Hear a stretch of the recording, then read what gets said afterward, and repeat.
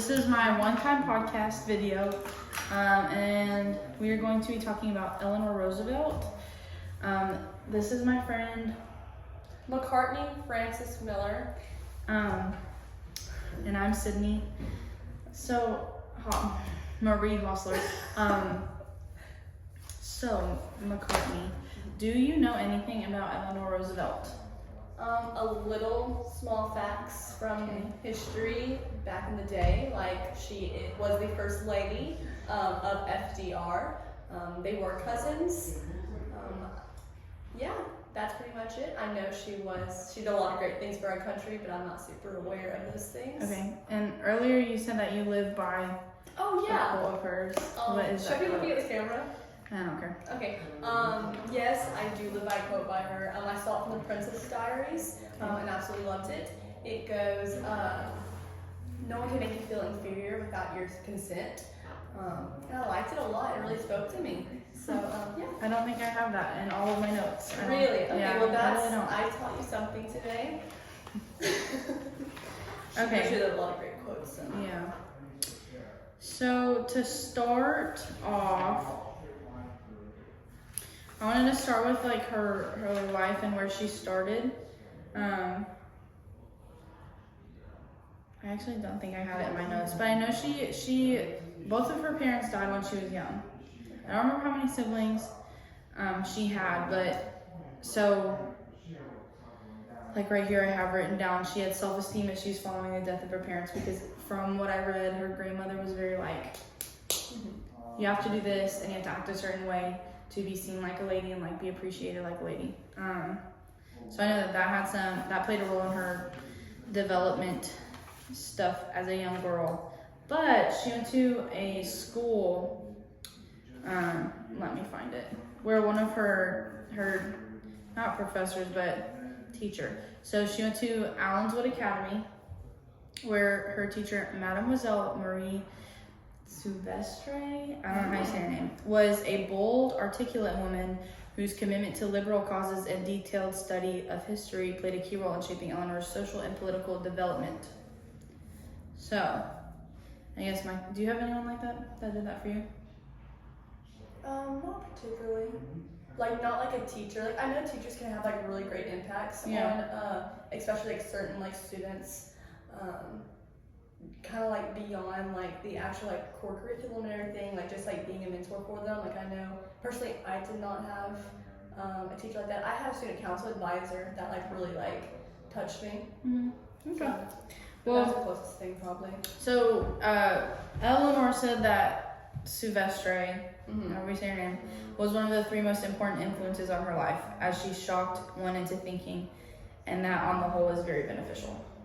So I think because you'll find out Eleanor was very like outspoken, more so than like what the world had been used to when it came to females and like expressing their opinions. What was the time period of this?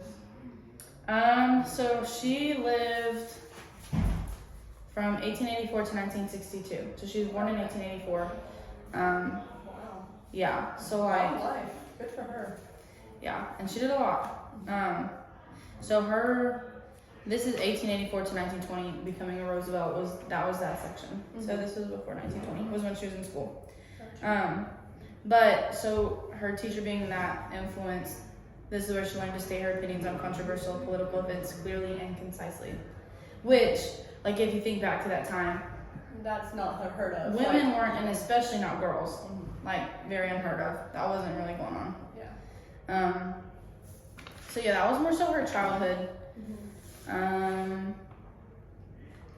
So like her parents weren't really like super in the picture when it comes to like. Right, they were dead.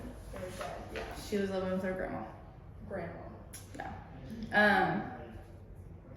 But then she went to I don't have this written down, I just remember it. She went to some event where she ran into Franklin, who was her cousin. And I guess they just hit it off and they eventually got married. They hit it off. Yeah, and they had, I think it was 6 kids. One of them did pass away. But like, homegirl didn't let any of that stop her.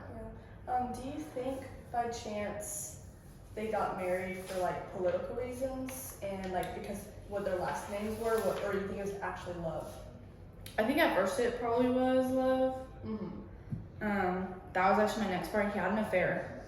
Oh. He had an affair with someone, like his secretary or somebody. While they were married. And she had the option to leave him, but was like, no. So from that point on, they remained married, but it was never intimate.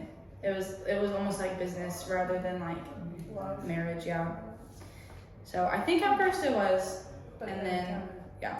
Because they got married and then he started doing like, got into politics and stuff. Because obviously he wasn't like straight away the president. It was like, he did some other stuff. So yeah, that was, beginning of her life, kind of like how she met Franklin. yeah, and like, I'm gonna have to cut this out part out because I'm getting kind of lost. So yeah, she basically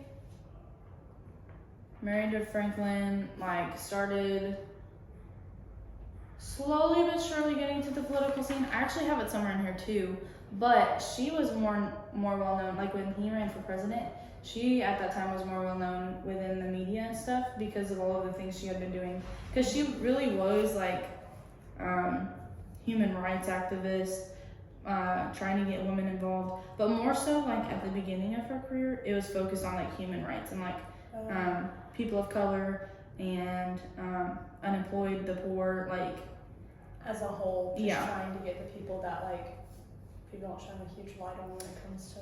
Yeah, which like if you think back to the time, not a lot of people were doing it, especially not like women. So I don't know.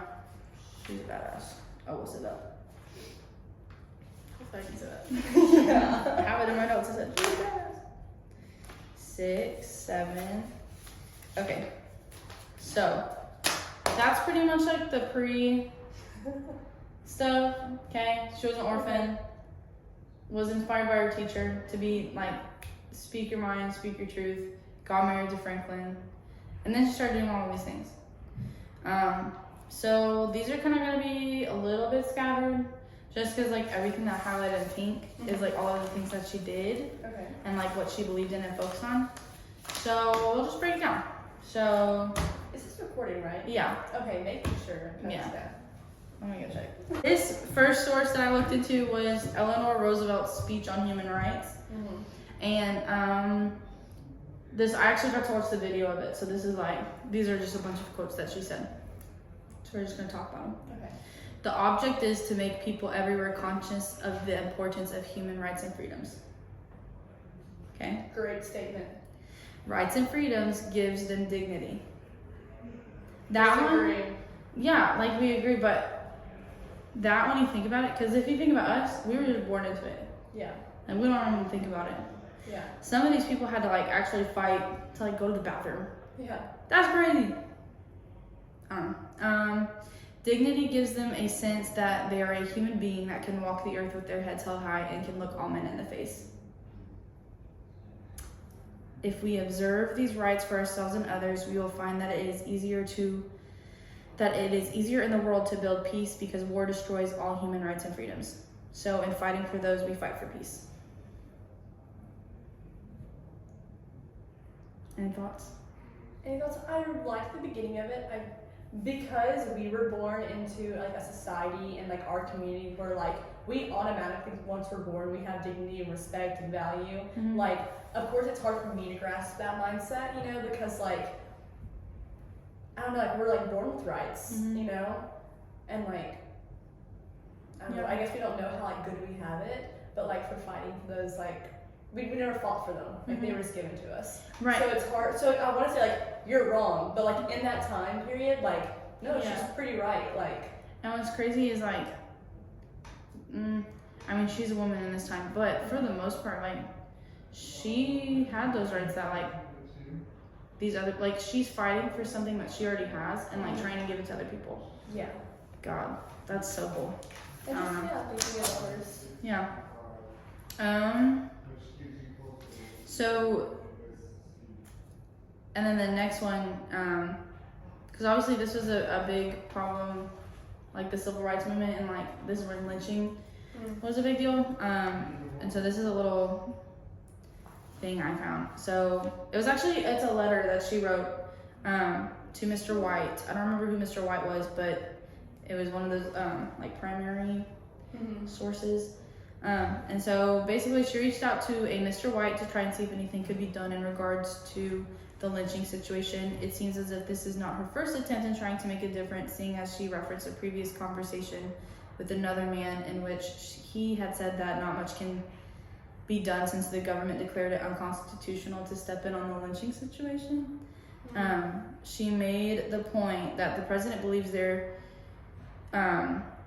is a lack of education, and then if there was a change in that situation, then the rates of lynching will also decrease. So she, quote, and I quote, "It's a terrible thing to stand by," and that she will do her best in negotiating and being the messenger for the president.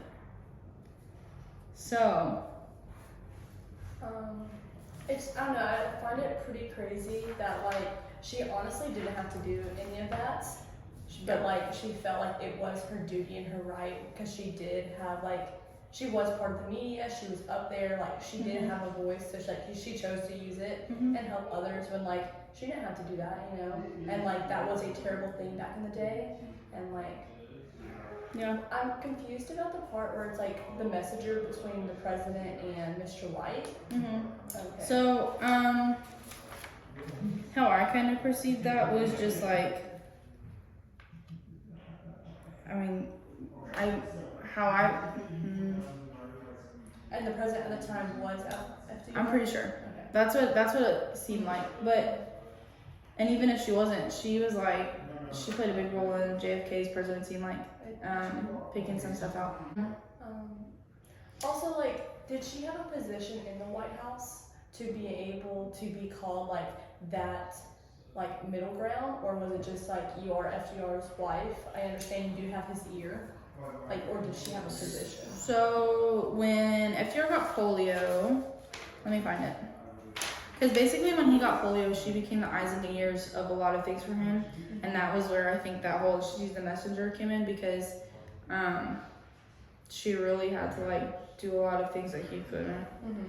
Let me find that note. Because, yeah. We're just going to completely switch it up. Okay, yeah. The mother-in-law was mother-in-law from hell. I read that somewhere. So that's a quote. FDR's. Yes. And basically her mother-in-law and her grandmother both had this idea that women should not be seen in the public eye, and if they were, then it should be very like cookie cutter, like, oh, I love my husband, I'm gonna do anything for them. And she kind of just did not do that, especially because she really was an advocate for the people and, like, kind of did things her own way and didn't really care what other people had to say. I have a really cool quote about her.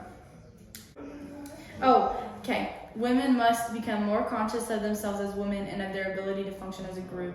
At the same time, they must try to wipe from men's consciousness the need to consider them as a group or as women in their everyday activities, especially as workers in industry or the professions. She believed that women have special qualities that make them peacemakers, conquerors, and mothers, but also believed that these qualities made them fine politicians, reformers, advocates, and professionals. So she had this whole mindset of, like, I can do whatever I want if I just work hard and put my mind to it. Absolutely. Whereas, like, that has to be hard if you have, like, your mother-in-law and grandmother being like, no. Yeah, absolutely.